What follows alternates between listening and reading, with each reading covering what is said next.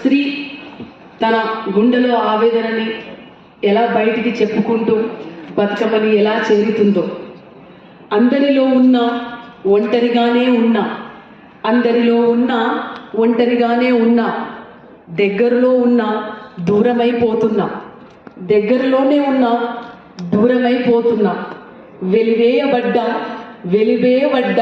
వేచి ఉన్న కరగని కన్నీటినై, వెలివేయబడ్డా వేచి ఉన్న కరగని కన్నీటినై, కత్తుల వంతెన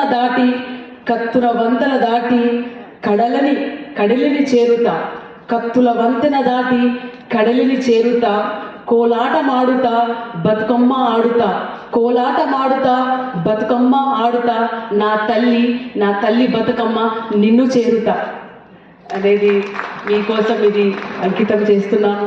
గద్దర్ గారు రాసిన పాట, ప్రకృతి కోసం రాసిన పాట. ప్రకృతి మనకెంతగానో నేర్పిస్తుంది. ప్రకృతిని కాపాడుకుంటేనే మనం ఉంటాం, ప్రకృతిని కాపాడుకోకపోతే మనం లేదని ఈ మధ్య జరుగుతున్న ప్రకృతి విపత్తులు ఎంత ఘోరంగా ఉన్నాయని మనము కవిత్రులుగా పాటలు రాసి ప్రజలను చైతన్యవంతం చేయాలని కోరుతూ గద్దర్ గారు రాసిన ఒక చిన్న చరణం మీకోసం పాడతాను.